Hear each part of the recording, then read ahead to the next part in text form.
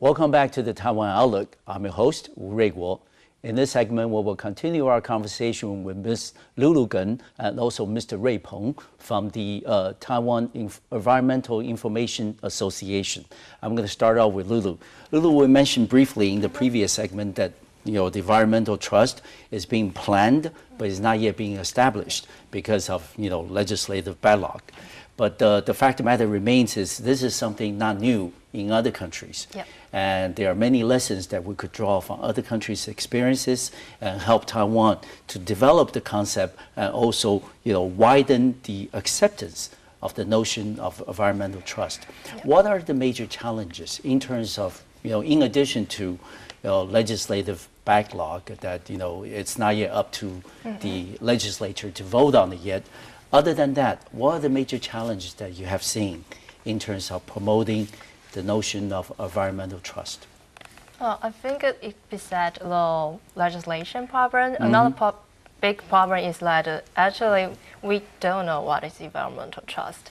You mean most people in Taiwan? Most people, okay. And include us. Before joining this group, actually, I don't know what's environmental trust. I hope you do now. Yeah, definitely. Okay. I should have known that. So how do you do about educating the public?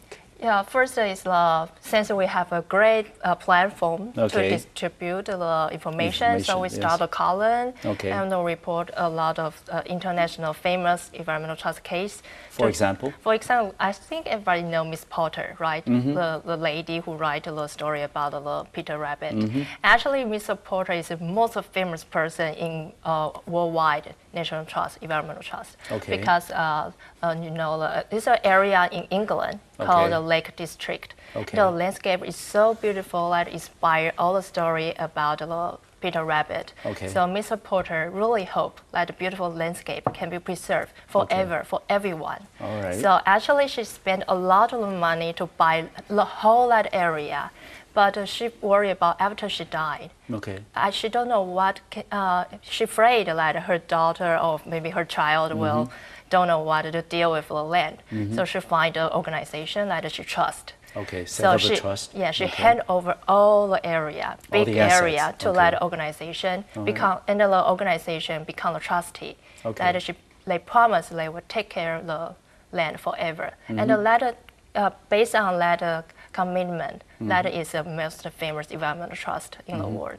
So now everybody can visit Miss Porter's house and her land and her area. So that's because the environmental trust, they really preserve all the landscape, not just because of value, because that we can enjoy the landscape. And Lulu, let me ask you, suppose, hypothetically, that tomorrow the legislature passes relevant legislations, bills and things, that you can set up environmental trust in Taiwan. What would be the next steps that you take?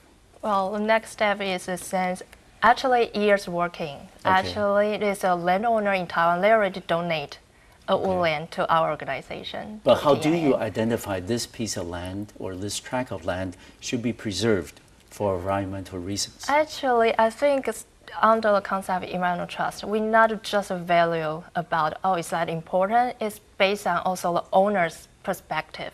That if a landowner, he think it is important, and then he can find a person to make the commitment to preserve the environment. Turn that into a trust. Yeah, I think probably just a little park, even a little woodland back your home, probably it means something to you. So if you want to preserve it, it can be forever there for your children. So I think that's what that landowner. Do you want to set up a general trust for all the lands that you're interested in Taiwan, or you want a specific trust for some very historical or special lands that you want to preserve in Taiwan?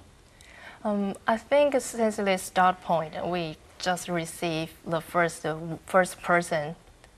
He is interested in environmental trust, and we did value that area. We think that's in northern or actually it's in Taidong. Taidong, on the east coast. In the east coast, and I think because that's a good story to tell people, if you give it the land a chance, it grow back because. Before it is a forefront, and a lot of pesticides, so all of the plant died. But after 10 years, just abandoned there, all the forests come back. And we think it's good education Okay. program to be shown to the children and the public. Okay, Ray. Yeah. Lulu has talked a lot about the importance of education in terms of, setting up an environmental trust in Taiwan. But even after 20 or 30 years of raising environmental consciousness in Taiwan, there is still an ongoing debate within our society over the role of environmental protection. Whether we should continue Taiwan's economic growth and develop the land into shopping malls or residential houses, or should we preserve it, like Lulu just mentioned, that maybe after 10 years the trees will grow back, the grass will grow back. There's always that constant debate between these competing interests. As the chief editor of information for the association, that do you find that continue to be a challenge, continues to be a problem in Taiwan in terms of educating the public about the importance of environmental protection? Yeah. In my position, I read a lot of articles about this continuous debate. Not only in Taiwan, other also parts of the world, abroad, other country. But I also look some hopes. Okay. If you have you have ever read some articles about Earth Day. Okay. Is on 22nd April. Okay. We call it Birth of the Earth because the Earth Day recent years the Earth Day website and the Earth Day network promote an idea called a green generation and the green economy. Okay. Because we start to find some opportunities if we can introduce some green energy, for example, renewable energy, including solar and wind power, and maybe wave power or tidal power, maybe heat from the earth, and thermal heat.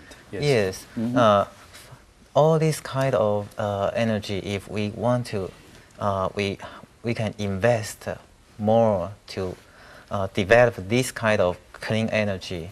We can grow the we can maintain the economical growth, and at the same time we can protect the environment. Protect the environment. Okay. And not only in the energy sector, also in every aspect regarding our life. Of course. For example, what we eat. If we can eat food of organic, the organic and low carbon footprint, and what we wear and where we live. If we can live in the greenhouse, and or we can houses with solar panels. Yes, or if we can use some material, they can protect our environment, and they are health to our bodies. Okay. So if we invest on this sector, we can maybe we can find we can find the harmonious ways between humankind and the nature. Okay, but of course, in recent years, including the former Vice President of the United States, Mr. Al Gore, other leading public figures around the world have advocate the importance of environmental protection, also the warning signs of climate change.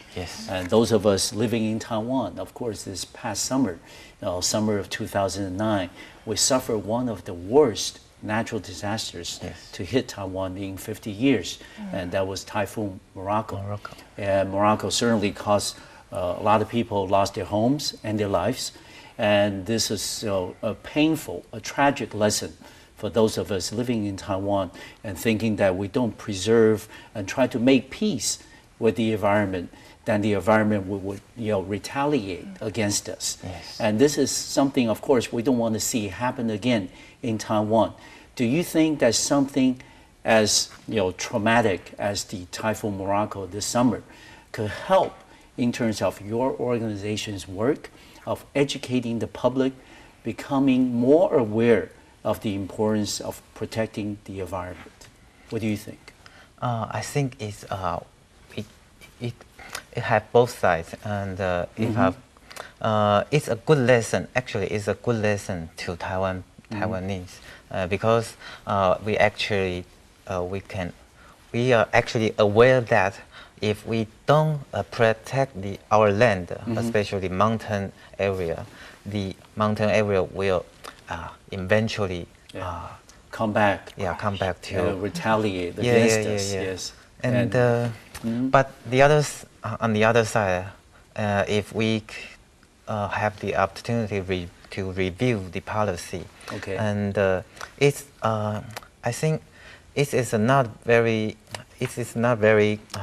optimistic.